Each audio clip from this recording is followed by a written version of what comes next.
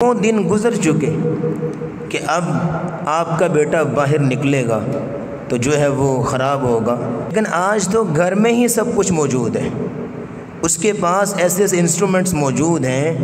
کہ وہ اس کو باہر جانے کی ضرورت نہیں ہے۔ گھر میں اس کو شیطان ایسی ایسی ایجوکیشن دے رہا ہے کہ جب اگر بندہ باہر نکلے تو اتنی شاید ایجوکیشن اس کو نہ ملے۔ یہ نظر رکھنے کی ضرورت ہے اپنے بچے پہ، یہ آپ کو نظر رکھنے کی ضرورت ہے۔ اس کی یوٹیوب ہسٹری کیسی ہے، اس کے فیس بک کے جو ہے وہ نوٹیفیکیشن کیسے کیسے آتے ہیں، اس کے واٹس ایپ پہ گروپ کون کون سے ہیں۔ الصلاۃ والسلام علی رسول اللہ،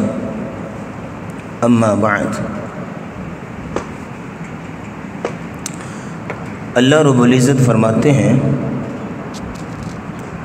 یا ایھا الذین آمنوا اتقوا اللہ وکونوا مع الصادقین۔ اے ایمان والو، اللہ کا تقوی اختیار کرو اور صادقین میں شامل ہو جاؤ، سچے لوگوں میں شامل ہو جاؤ۔ اس آیت کا یہ مطلب نہیں ہے کہ صادقین اور سچے لوگ کسی جگہ پہ بیٹھے ہوئے ہیں یا کہیں قافلے کی صورت میں جا رہے ہیں تو آپ ان کے اندر شامل ہو جائیں۔ مطلب یہ ہے کہ ان کے منہج کو، ان کی سوچ کو، ان کی فکر کو، ان کے عمل کو اختیار کرو۔ جس طرح کہ نبی اسلام کی حدیث ہے نا، من حافظ علیہا، نماز کے بارے میں فرمایا کہ جو شخص نماز کی حفاظت کرتا ہے کانت لہ نورا و برہانا و نجاتا یوم القیامہ، تو یہ نماز اس کے لیے قیامت کے دن نور کا باعث ہوگی، روشنی، و برہانا، دلیل کا باعث ہوگی جنت حاصل کرنے کی، و نجاتاً، اور جہنم سے نجات کا باعث ہوگی۔ اور آپ نے فرمایا وَمَن لَّمْ يُحَافِظْ عَلَيْهَا، جو شخص نماز کی حفاظت نہیں کرتا وہ قیامت کے دن کھڑا ہوگا مع قارون و فرعون و حامان و ابی بن خلف، وہ فرعون کے ساتھ، قارون کے ساتھ، حامان اور ابی بن خلف، ان سارے ملعون لوگوں کے صف میں کھڑا ہوگا۔ اب کیا وجہ ہے؟ اس نے تو ان کو دیکھا بھی نہیں، اس نے تو ان کا زمانہ بھی نہیں پایا ہوگا، تو اس کیا وجہ ہے؟ ان کے ساتھ اس کو جمع کیوں کیا جا رہا ہے؟ کیونکہ اس نے ان کا عمل اختیار کیا ہے۔ تو میں بتانا چاہ رہا تھا اتقوا اللہ وکونوا مع الصادقین، سچے لوگوں میں شامل ہو جاؤ، مانا کہ ان کی سوچ، ان کا عمل اختیار کرو۔ دعائے قنوت میں آپ کیا پڑھتے ہیں؟ اللہم اہدنی فی من ہدیت، یا اللہ مجھے ان لوگوں میں شامل کر دے جن کو تو نے ہدایت یافتہ بنایا ہے۔ وعافنی فی من عافیت، یا اللہ عافیت جن لوگوں کو تم نے دی ہے مجھے بھی ان میں شامل کر۔ وتولنی فی من تولیت، یا اللہ مجھے بھی اپنے دوستوں میں شامل فرما۔ تو یہ منہج، یہ سوچ، یہ فکر اسلام نے ہمیں دی ہے کہ انسان یہ جو ہے وہ اس کی سوچ ہونی چاہیے کہ وہ نیک لوگوں کا ساتھ اختیار کرے۔ نبی کریم صلی اللہ علیہ وسلم نے فرمایا لا تصاحب الا مؤمنا، دوست صرف مومن بندے کو بناؤ، کیونکہ انسان کی طبیعت پر، انسان کے مزاج پر اس کے دوست کا، اس کے رفیق کا، اس کے ساتھ والے کا بڑا گہرا اثر ہوتا ہے۔ اس لیے آپ علیہ الصلوۃ والسلام نے فرمایا لا تصاحب الا مؤمنا ولا یاکل طعامک الا تقی، اور تیرا کھانا صرف متقی بندہ کھائے۔ یہ نہیں ہے کہ نعوذ باللہ کوئی زانی، شرابی ہے تو ان کو اپنے گھروں میں لا کے تم دعوتیں کر رہے ہو۔ ہاں بھوکے کو کھانا کھلانا فضیلتیں ہیں، لیکن تیرا کھانا ایک متقی پرہیزگار بندہ کھائے، اس کے ساتھ تم بیٹھو۔ تو یہ اسلام نے ہمیں جو ہے وہ منہج دیا، الرجل علی دین خلیلی،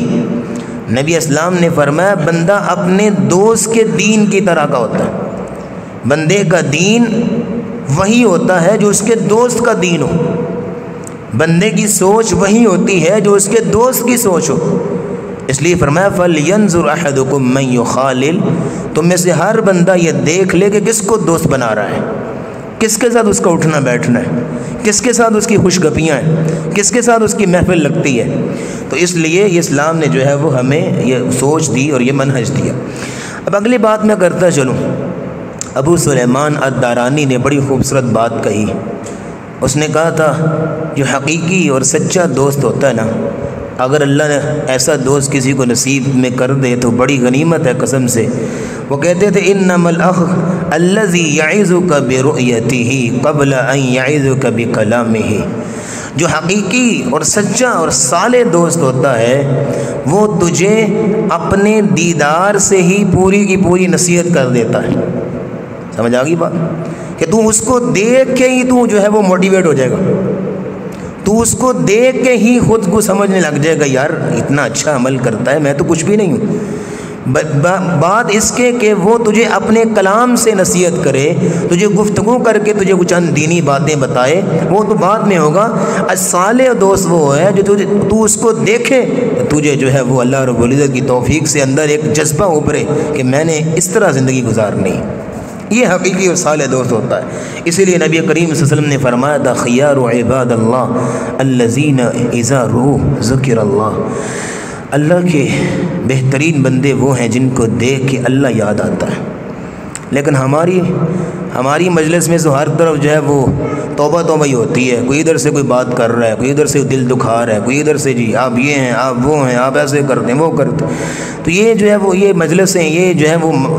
مزاج درست نہیں ہے۔ خیار عباد اللہ الذین اذا رؤوا ذکر اللہ، اللہ کی جو صالح اور نیک بندے ہوتے ہیں ان کو دیکھ کے اللہ یاد آتا ہے۔ اب یہاں پہ جو انتہائی بنیادی بات اور آخری نقطہ آپ کے سامنے رکھنے لگا ہوں، قیامت کا دن ہوگا،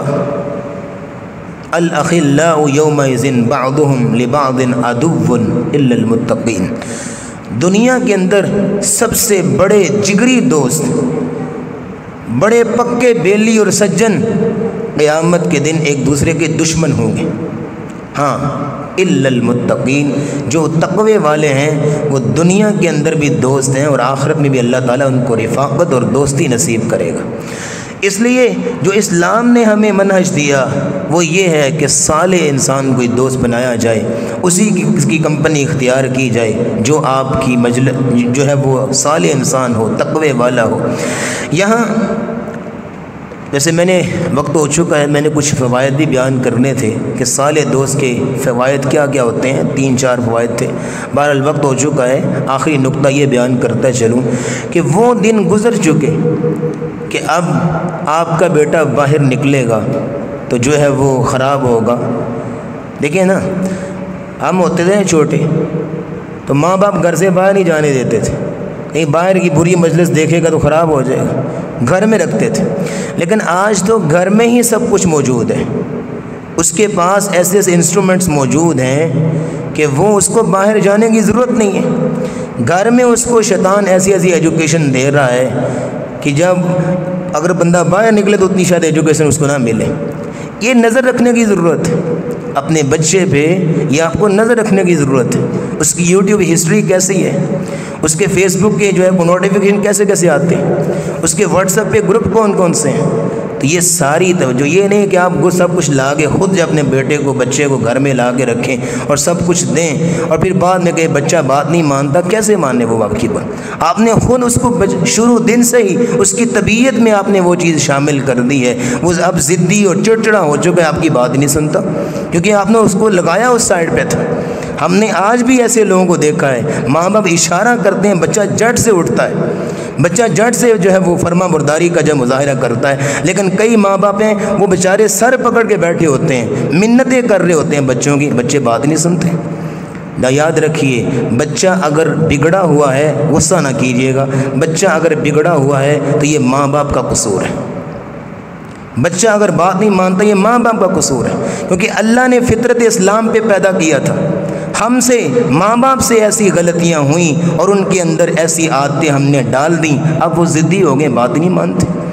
اس لیے بچے کے لیے یہ دیکھا جائے کہ وہ کس کو دوست بنا رہا ہے، کس کے ساتھ اٹھتا بیٹھتا ہے۔ ہمارے کچھ اسکول بھی ایسے ہو گئے ہیں کہ وہ جناب ایسا کو ایجوکیشن ہے کہ وہاں پہ وہ سب کچھ جب ایجوکیٹ کر رہے ہیں ایک دوسرے کو، تو یہ آج کا درس اور پیغام یہ ہے کہ خود بھی اور اپنے بچوں کو بھی یہ چیز دیکھی جائے کہ وہ کس کے ساتھ اٹھتے بیٹھتے ہیں، کس کے ساتھ ان کا لگاؤ ہے، کس کی طرف ان کی زیادہ توجہ ہے۔ یہ چیزیں جب ہماری توجہ میں ہوں گی تو پھر معاشرہ بھی سدھرے گا اور گھر بھی سدھریں گے۔ وآخر دعوانا الحمدللہ رب العالمین۔